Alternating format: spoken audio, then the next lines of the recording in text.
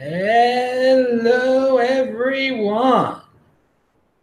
This is Adam Meister, the Bitcoin Meister, the Disrupt Meister. Welcome to the One Bitcoin Show. Today is July the 18th, 2018. Strong hand, long-term thinking, deferral of gratification. Personal responsibility is the new counterculture. Remember, people, yes, this is the One Bitcoin Show, and we call it that because it all starts with one Bitcoin. That should be your first goal, then 2, then 3, then 10, then 100, so on and so on. Value your wealth in Bitcoin. Check out the links below. Check out disruptmeister.com. See my old videos. Get t-shirts linked to below in the Trezor, Ledger Nano, cryptohwwallet.com is I've got an affiliate link down there. All sorts of affiliate links down there, right? So check them out if you want to support the show that way. So I was on Andy Hoffman show on the World Crypto Network earlier today. I had to get up early, for me at least, and at least on this trip. And it was a good show. We talked about little crypto dividends. You just tune in. I won't spoil it.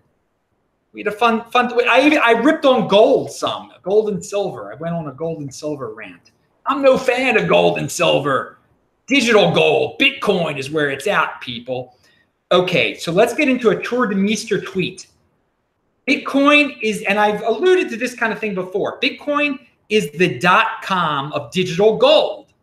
It's Times Square. It's Big Ben. Altcoins, ICOs, and forks are the .nets. A hotel you like but forget. And he goes on to elaborate, the .com domain names are 20 times more valuable than their equivalent, .net or .orgs. And those are the only alternative top-level domain names even worth mentioning. Lindy effect. Okay, people, you can extrapolate what I just said and apply it to Bitcoin and cryptocurrency if you want to, or you can gamble with fifth-tier altcoins. Hey, personal responsibility is the new counterculture, people. Do what you want to do, but blame it on yourself. It's all on you, dude. All right. Now, there's a billionaire out there who made the news. He's bought some Bitcoin, and he's apparently been buying Bitcoin for a while, but he just started buying a lot more. And the question is, when he is even richer in the future, are you going to be one of the people scapegoating him, blaming him for your problems? Or are you going to be one of the people celebrating? Because not only is he wealthier, you're wealthier because you were buying Bitcoin even before he was. And you bought a lot of it when he was also. So Matt Odell tweets about Marc Lasry of Avenue Capital Group, the co-founder and chairman. And okay, he's a rich dude. He has they calculate that he's about $18 million worth of Bitcoin now. That's about 2,500 Bitcoin he owns. That's a lot of Bitcoin. But lots of it he's bought recently. The majority he's paid between $5,000 and $7,500 for, apparently. In the end of the day, if he keeps his 2,500 Bitcoin, he will own 0.01% of all the Bitcoin ever created. Over 0.01% of all the Bitcoin ever created. But again, he's not one of those dudes who's, he got lucky because he bought it when it was, no. He didn't get lucky.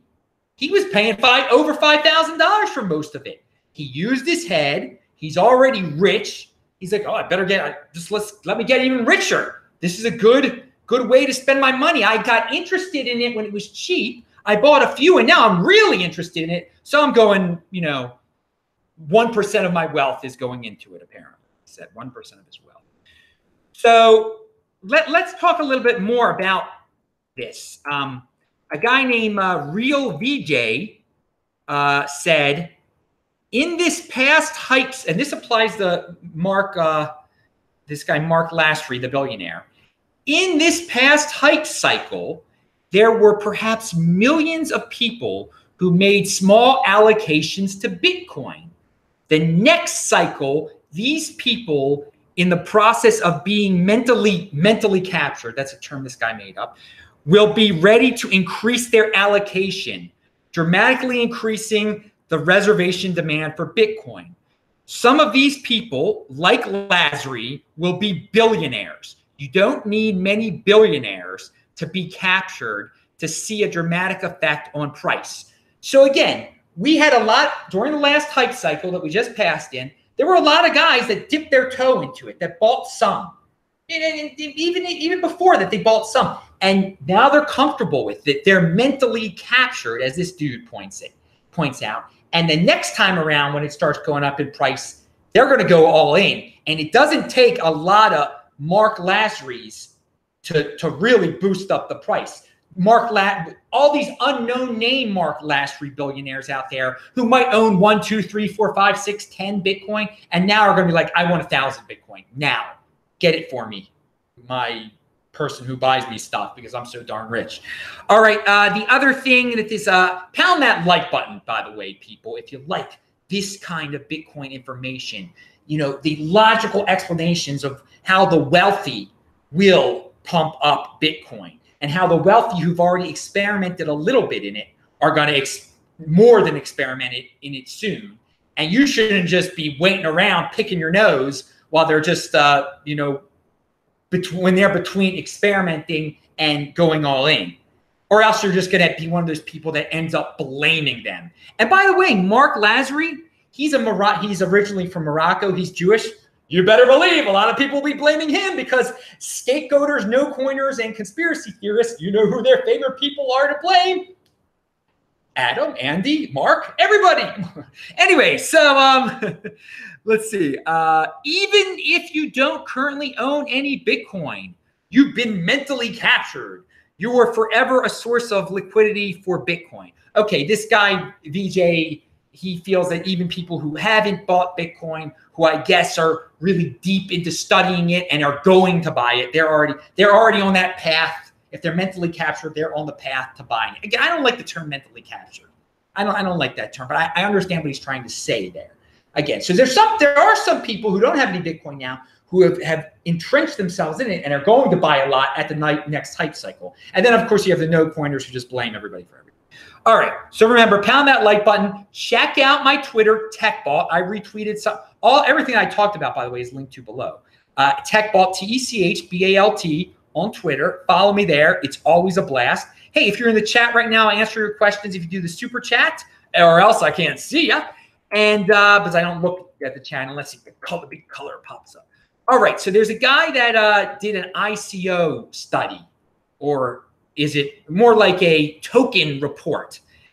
And I gotta say, it's apparently, I mean, I linked to his tweets below. He really studied this stuff, you know, trying to show the risk of ICOs and tokens. Now, you can, if you're already a 20%er and you know that ICOs are complete gambling and nonsense, if you've got a strong hand until after 2020 and you're not impulsive, then you don't even need to read this darn thing.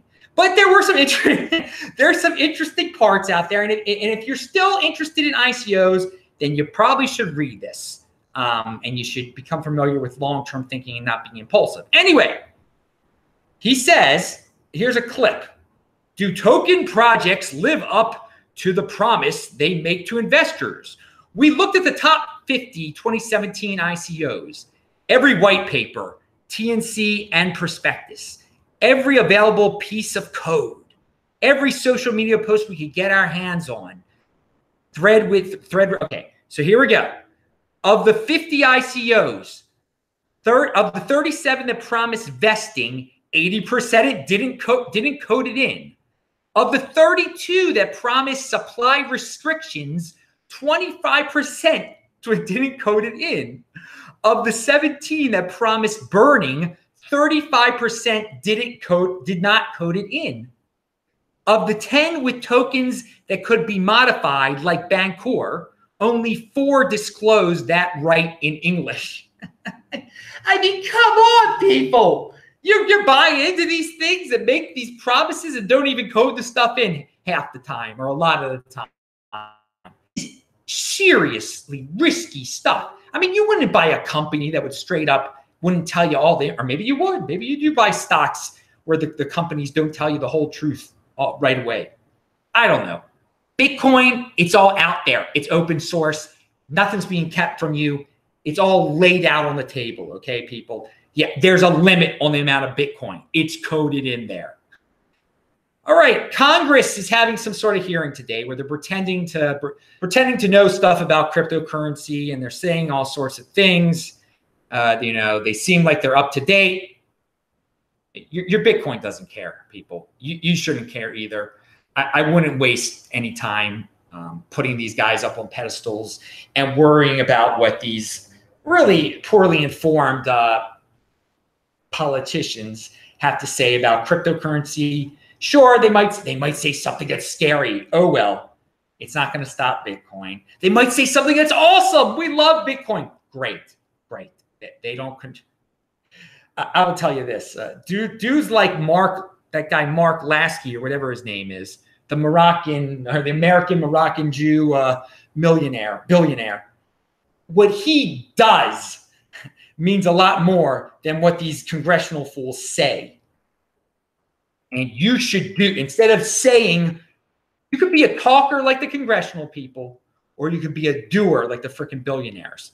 The choice is yours. Personal responsibility is a new counterculture. All right. Jamison Lopp has a good tweet out there for all you Lightning Network freaks. Engineers who started tinkering with Bitcoin a few years ago are now commanding Silicon Valley salaries regardless of their geographic locations. I expect the same will happen to engineers who start tinkering with Lightning Network today. All right, you engineers, I don't care where you are on this planet, start tinkering with Lightning Network. You're going to be able to make money like you were living in Silicon Valley in the future. You just got to think long term, okay? And hey, man, if you're like in some low cost of living environment right now, you start getting paid like a Silicon Valley person, you're going to be living it up. You're going to be traveling around. You're not going to have to work very long, especially if you're buying and holding that Bitcoin and you're thinking 2020. All right. Speaking not so long term, Philadelphia area, August the 18th. I will be there at the CryptoCoinCon.com with Ken Bozak. $45 ticket price below. Use the Bitcoin Meister 45 discount code. Best holds were bought in bear markets. Strong hand, people. Long-term thinking. Pound that like button. I'm Adam Meister, the Bitcoin Meister, Disrupt Meister. Remember, subscribe to the channel, like the video, share the video, and of course, check out those notes below. I'll say hi to you dudes in the chat right now. Good night.